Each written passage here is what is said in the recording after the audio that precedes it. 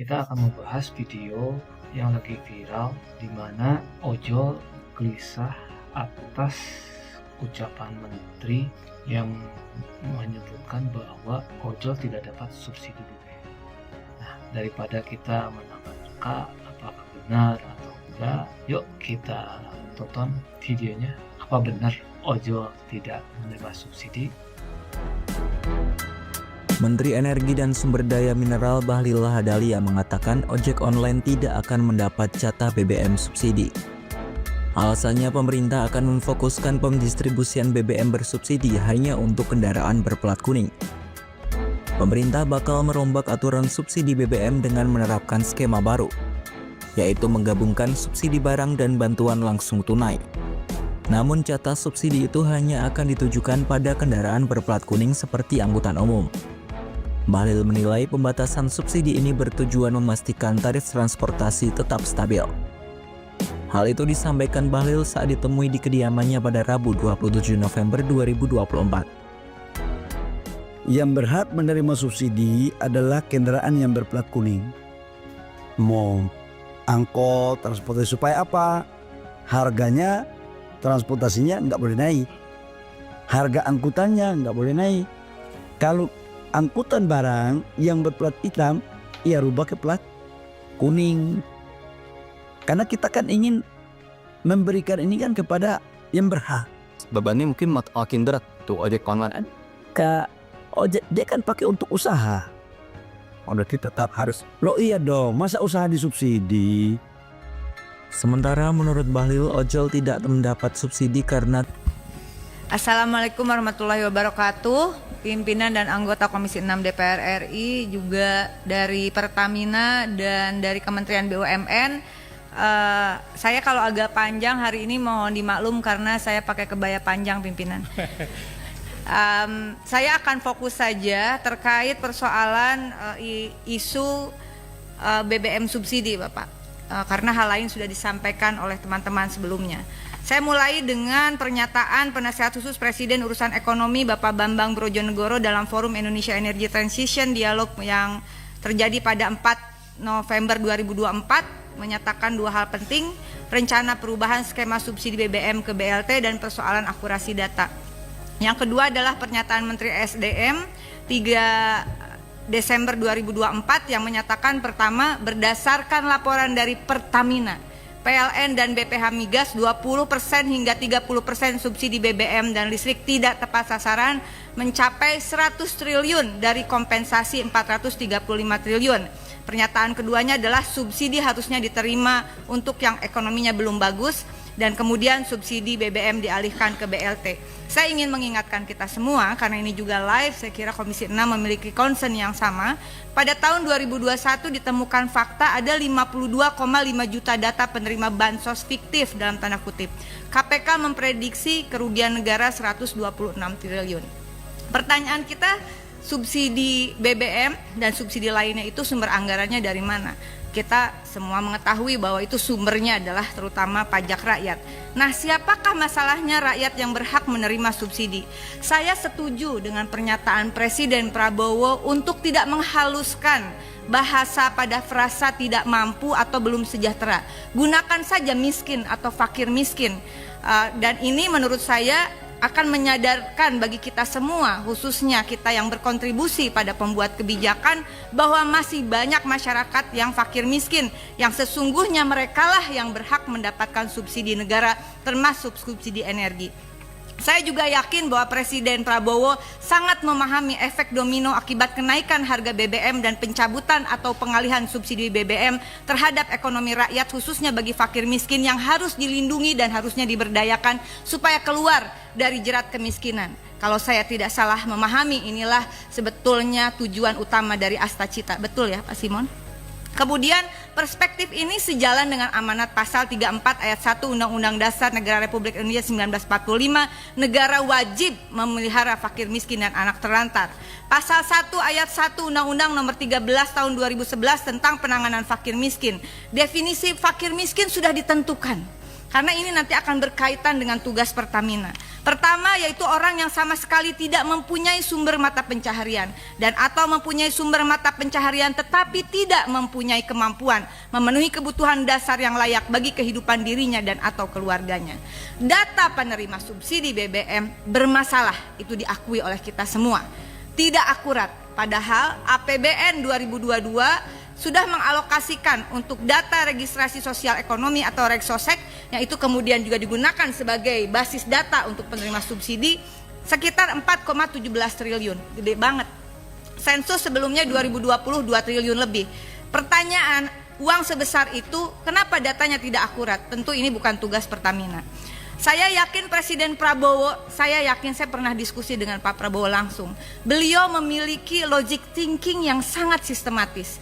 Jika data penerima subsidi bermasalah, tentu Pak Presiden akan memerintahkannya perbaiki basis data subsidi termasuk penerima subsidi BBM. Bukan anggarannya dialihkan ke BLT yang juga akan menggunakan data penerima BLT yang harus kita akui juga banyak masalahnya. Nah kemudian hal berikutnya saya kira rencana kementerian terkait yang akan menghapus ojek online dari penerima subsidi BBM mohon disampaikan, ini Bapak dari Kementerian BUMN kiranya dapat mengusulkan juga dikaji ulang lah ya, karena pengemudi ojek online adalah pekerja sektor informal yang termasuk kategori rentan. Mereka tidak memiliki jaminan sosial apapun kecuali bayar sendiri Pak. Kemudian ada masalah dengan operatornya, potongan yang tinggi dan sebagainya. Tadi sudah dijelaskan oleh Kapoksi kami Pak Mufti. Dan karena itu berdasarkan Undang-Undang 13 2011 maka terindikasi kuat mereka masuk dalam definisi fakir miskin tadi. Kemudian yang terakhir yang ingin saya sampaikan adalah saya ingin bertanya, mohon izin pimpinan, singkat saja, apakah untuk penyediaan pendistribusian dan harga jual eceran bahan bakar minyak khususnya yang bersubsidi sudah ada aturan baru atau masih menggunakan Perpres nomor 191 tahun 2014?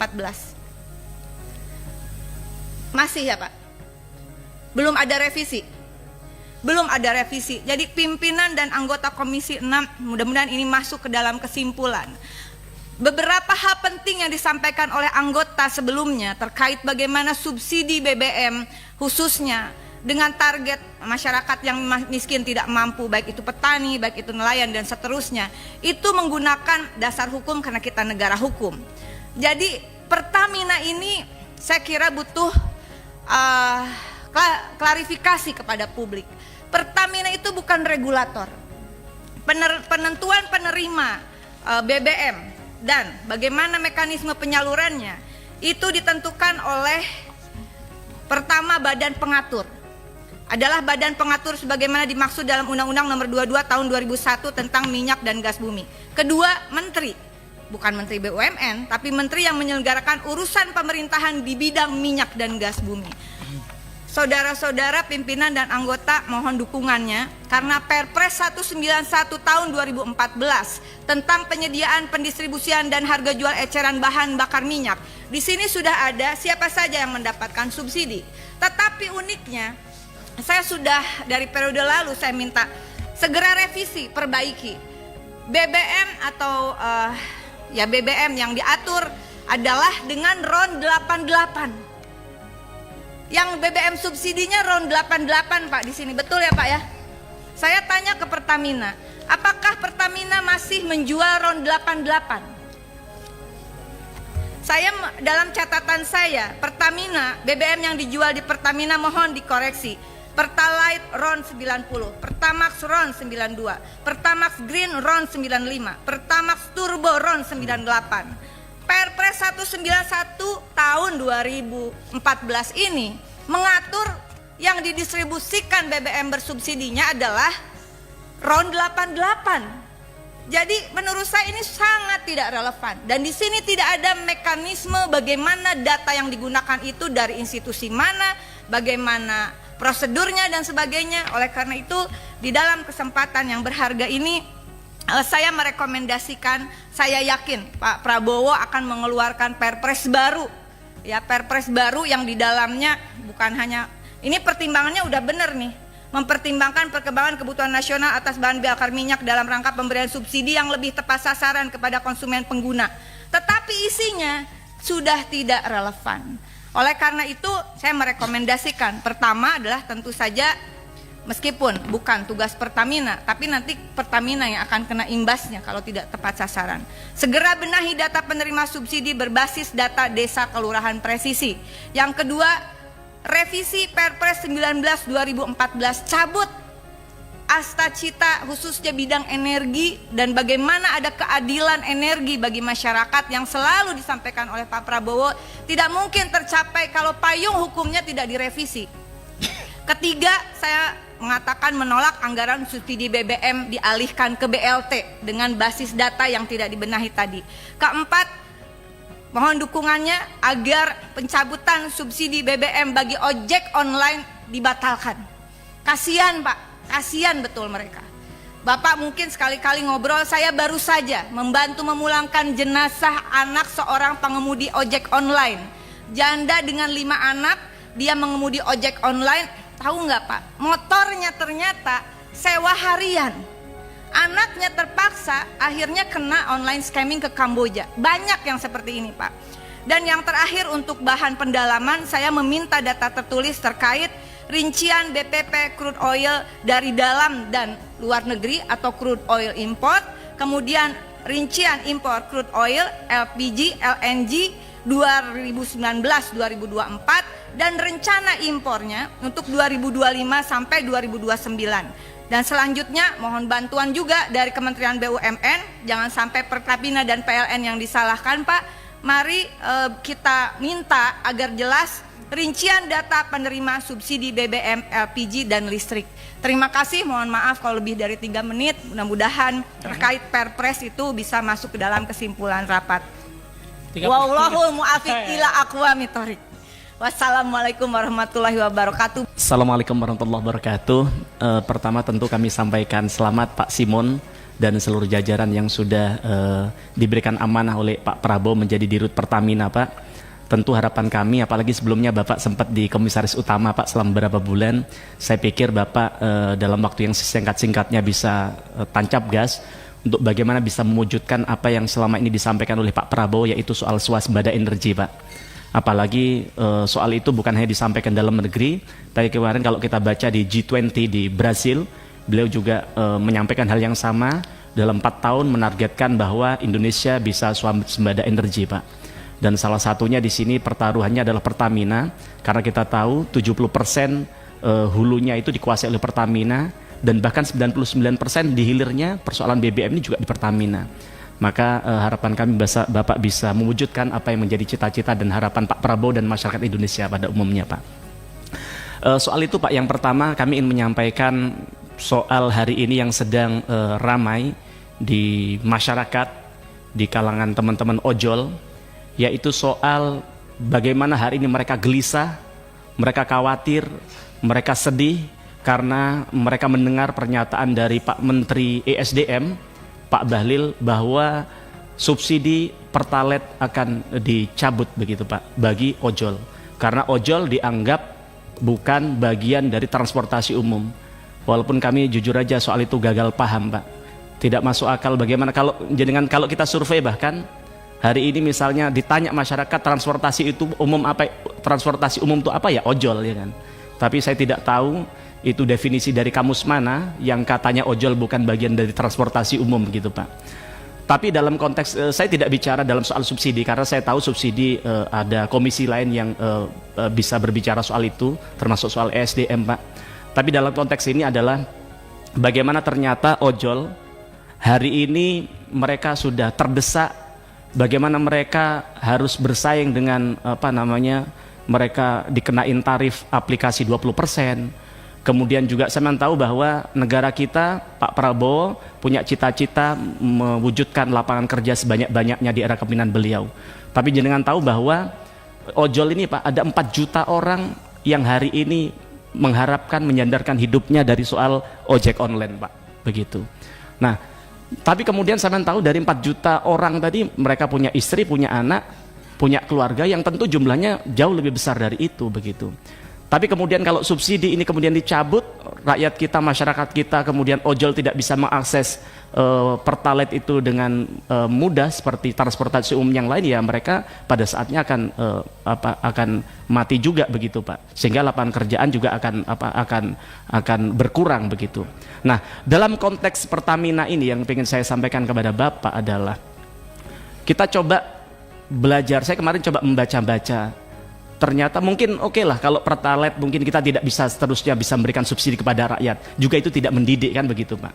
Tapi bagaimana tugas Pertamina ke depan adalah mewujudkan, menghadirkan energi yang mudah dan murah bagi rakyat.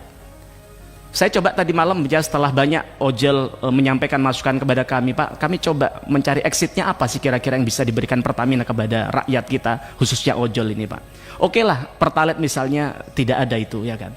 Tapi kemudian kalau kita bicara Pertamax Pak, Pertamax 92, ternyata negara tetangga kita, Malaysia, yang saat itu mereka belajarnya ke Indonesia, di sana hanya 6.800 Pak per liter. Tapi jenengan tahu di kita rata-rata di tahun 2024 harganya 12.500, walaupun hari ini 12.100. Tapi coba saya kalkulasi rata-rata 12.500. Artinya apa? Harganya jauh lebih murah 50% dibandingkan Petronas Malaysia begitu. Apakah kemudian pertanyaan, apakah kemudian ketika Petronas itu Malaysia itu bisa menghadirkan BBM murah untuk rakyat, apakah mereka rugi? Tidak juga. Setelah saya dapatkan datanya tadi malam, ternyata keuntungan laba dari Petronas adalah 267 triliun, 4 kali lipat daripada laba Pertamina Pak. Mereka sudah bisa menghadirkan BBM yang murah untuk rakyat, tapi juga mereka untung, tidak kemudian rugi begitu. Nah, maka ini tantangan bagi Pertamina, bagi Pak Simon. Apalagi kalau tadi lihat Bapak semangatnya Bu pimpinan kita bilang sampai subuh Bapak siap ya. Betul Bapak terverifikasi sebagai lulusan Taruna Nusantara Pak. Nah, jadi harapan kami Bapak kami minta kepada Bapak, kira-kira mungkin kita tidak muluk-muluk Pak. Kita tidak minta rakyat kita subsidi, rakyat kita bukan pengemis Pak. Mereka kerja keras yang malam ojol ini Pak. Coba sekali-kali Bapak naik ojol Pak. Masya Allah Pak, mereka ini kadang untuk bayar SPP anaknya loh tidak bisa Pak, begitu.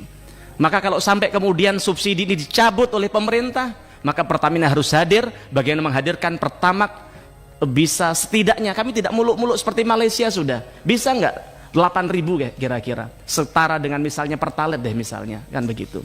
Nah caranya apa? Tentu perlu ada efisiensi, termasuk kemudian hulu energi bisa dioptimalkan agar bisa kemudian bisa menciptakan ini yang lebih besar begitu Pak. Kemudian yang kedua, hari ini juga sedang banyak menjadi pembicaraan di masyarakat soal BBM kualitas Pertamax yang dimiliki oleh Pertamina itu buruk Pak. Kalau kemarin kemudian setelah ada viral yang kasus sepeda motor macet itu, kasus sepeda motor macet itu, kemudian dari pihak Pertamina menyatakan setelah diuji oleh PIPB ternyata katanya itu bukan karena faktor Pertamax, tapi memang karena faktor motornya, mobilnya yang memang tidak fit begitu. Tapi harapan kami Pertamina, Pak Simon, juga tidak bisa percaya begitu saja terhadap bawaan Bapak. Masa sih jutaan rakyat Indonesia kalau saya scroll di TikTok itu Pak, itu mengatakan hampir yang bahasanya sama. Mereka salah satunya mereka bilang apa Pak, ketika saya ambil garis benang merahnya, ternyata hampir semua mengatakan bahwa kualitas Pertamax ini ketika orang ngisi Pertamax milik Pertamina ini Pak, motornya berbet Pak, yang kemudian lama-lama motornya macet dan rusak. Dan ini bukan 1-2 orang Pak, ribuan. Saya tidak bisa hitung lagi berapa jumlahnya. Bapak bisa tim Bapak bisa hitung itu. Kalau perlu ditindaklanjuti, ditanya namanya siapa, alamatnya di mana, ininya apa ya kan. Jadi harapan kami agar kemudian kualitas Pertamina, integritas Pertamina bisa dijaga, agar apa yang sudah dilakukan oleh founding father kita yang bersusah payah menciptakan Pertamina ini, agar bagaimana bisa kepercayaan bisa tetap terjaga. Karena jenengan tahu seperti di dapil saja Pak. Kan mohon maaf, orang beli mobil tidak semudah Bapak beli mobil Pak. Mereka harus kredit bertahun-tahun, sehingga ketika punya mobil mereka harus elus-elus bagaimana dia mengelus-elus istrinya di rumah. Betul itu Pak. Nah, sehingga ketika dia punya mobil, mereka memikirkan bagaimana ini bisa dapat BBM yang sehat dan baik untuk mobilnya. Dan jenengan tahu, dapil saya Pasuruan Pak, tapi mereka jauh-jauh beli BBM ke Surabaya dan ke Malang untuk biar bisa beli di namanya BP Pak. Karena saya tanya, kenapa harus capek-capek ke BP? Karena ya tadi, mobil baru yang mereka milikin, ya itu tadi apa namanya, nyandet-nyandet katanya orang Jawa ya kan. Bahkan lama-lama harus turun mesin gara-gara kualitas BBM dari Pertamina. Dan yang kedua, ternyata jauh lebih hemat, walaupun kadang harganya juga tidak terlalu berbeda jauh, tapi ternyata juga secara kualitas, secara performa juga jauh lebih baik dan lebih hemat begitu. Nah ini tentu kami minta kepada Pak Dirut, Pak Simon, di rapat berikutnya Bapak sudah menyampaikan kepada kami paparan soal ini sejujur-jujurnya. Dan kami minta tindak lanjutin itu Pak, jangan didiamkan itu masyarakatnya di media sosial itu Pak. Maka harapan kami kalau memang Pertamina ini sudah tidak bisa menghadirkan BBM yang murah, tidak bisa menghadirkan BBM yang berkualitas, bubarkan saja sudah Pak. Kasih Petronas sudah masuk ke bangsa kita untuk bagian menghadirkan BBM murah. Buat apa kita bicara soal kedaulatan energi, tapi kemudian rakyat kita harus dijerat dengan harga BBM yang mahal, harus ditipu dengan diberikan BBM yang tidak berkualitas. Kita harus bagaimana belajar dari BP apa namanya, BP apa katanya, BP AKR atau apa itu, dan kemudian sel yang jauh lebih berkualitas padahal tidak difasilitasi oleh bangsa kita, oleh negara kita untuk menghadirkan BBM di tengah-tengah masyarakat. Kemudian yang ketiga, tadi Pak Wadirut tadi menyampaikan bahwa soal solar ini sekarang sudah 100% terdata dengan baik. Bahkan pakai QR untuk bagaimana mereka orang yang mau ngisi solar. Panjenengan tahu Pak bahwa banyak hari ini di luar Jawa, bahkan di tempat kami di Jawa Timur, di kota besar Surabaya, Sidoarjo, ada mafia solar yang masih ongkang-ongkang kaki hidup lenggang menjalankan solar subsidi dijual dengan solar industri Pak. Itu banyak dan saya yakin Bapak pasti dengar itu. Ya tidak perlu disebut di sini, tidak etis kan begitu Bos. Tapi kesimpulannya ya Bapak, ya kita mohon maaf, ini seperti bau kentut kan Pak ya kan.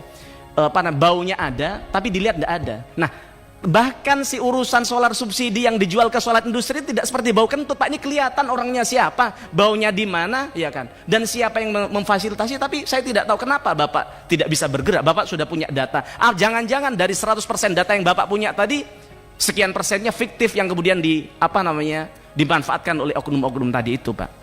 Maka harapan kami Pak Simon, yang kami bersyukur kami lihat profil Bapak sangat luar biasa. Kami berharap banyak agar kita di Komisi 6 ini tidak hanya sekedar rapat, tidak hanya sekedar formalitas, tapi ada sesuatu yang kita lakukan untuk bangsa dan negara kita di tempat ini. Salah satunya soal ojol dan soal kualitas BBM tadi itu.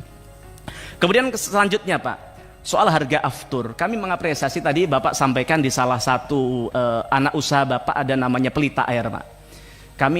Kami jujur kami apresiasi ke Pelita Air. Pak Dirut tadi mana Pak Dirut Pelita Air? Nah, hebat ini Pak, karena saya tidak kenal, saya baru tahu hari ini. Tapi kami kalau ke daerah sekarang nyari pesawat yang on time, yang ekonomis ya Pelita Air Pak. Nah tepat waktu juga kata Pak Andri. Saya nggak tahu ke Padang ada nggak Pak? Kayaknya belum ada. Oh ada sudah ya. Oh sehari sekali ya. 3 kali sehari. Tapi maksud kami apa Pak? Ini kan mafia penerbangan kan tidak bisa diberantas begitu saja Pak. Kita bisa bicara saja soal Lion Air yang bikin tarif yang ugal-ugalan. Bapak tahu, kemarin saat pertandingan Jepang-Indonesia, itu saya cek harga tiket, masyarakat Jepang lagi berbondong-bondong Indonesia, paling mahal hanya 5 juta Pak dari Jepang ke Indonesia. Tapi di hari yang sama, saya cek penerbangan dari Jakarta ke Labuan Bajo Pak 6 juta Pak. Jauh lebih mahal di dalam negeri kita daripada orang dari Jepang ke Indonesia. Maka bagian dari Bapak, apalagi pernah dididik di Taruna Nusantara, ke Bapak merah putihnya harusnya lebih kental daripada rakyat-rakyat yang lain Pak. Maka harapan kami dalam rangka menyelamatkan bangsa kita agar kita tidak dijajah oleh mafia-mafia tadi, perbesar itu Pak namanya Pelita Air Pak. Karena pesawatnya sudah bagus, bersih, tepat waktu dan terjangkau. Kalau perlu bisa-bisa ya seperti yang target yang sudah dilakukan oleh Pertamina ini, salah satunya adalah membantu pemerintah untuk menurunkan harga tiket dengan menurunkan harga aftur. Tapi apakah dengan menurunkan harga aftur 10% tadi sudah cukup untuk rakyat kita? Tidak, ya kan? Karena hari ini juga harga tiket masih mahal. Maka solusi lain adalah bagaimana Bapak bisa mendorong agar orang, kalau zamannya di Inka Pak, selantau kereta api sampai hari ini, walaupun Pak Jonan sudah berapa puluh tahun lalu jadi dirut KAI, tapi orang kalau lihat KAI selalu ingat namanya Pak Jonan. Maka kami pengen ketika orang diingat namanya Pelita Air, dia ingat namanya Pak Simon Pak ke depan, gitu Pak ya. Kemudian selanjutnya Pak Dirut mungkin tahu soal kilang RDMP di Balikpapan yang bahkan sejak zamannya siapa namanya Pak Dirut Dwi Sucipto, kemudian Pak Manik, kemudian sampai Bu Dirut Nike, bahkan sampai beliau selesai juga tidak beres-beres Pak. Kami tanya kepada, dulu ketika saya 5 tahun yang lalu saya tanya ke Bu Nike tahun 2020, Bu kapan bisa nuntaskan RDMP ini? Beliau bilang setahun. Tapi hampir 4 tahun, hampir 5 tahun, hampir setelah saya selesai dari periode pertama di komisi ini juga itu tidak selesai. Kami tanya komitmen dari Pak Dirut Pak Simon, Pak. Bapak ini kan pernah dididik dengan semi militer, Pak. Saya yakin Bapak punya terobosan. Kami tanya kepada Bapak bulan apa, di tahun keberapa RDMP ini bisa selesai, Pak.